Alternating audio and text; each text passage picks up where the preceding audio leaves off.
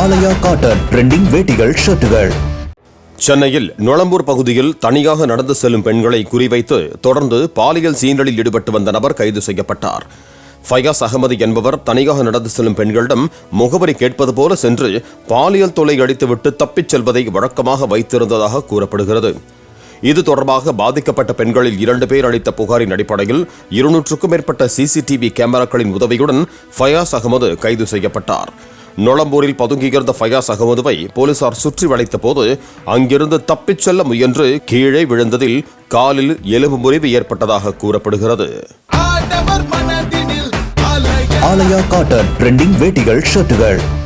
Play store மற்றும் app ஸ்டோரில் இருந்து பாலிமர் செயலியை QR கோடு மூலம் பதிவிறக்கம் செய்யுங்கள். செய்திகளை உடனுக்குடன் பெறுங்கள்.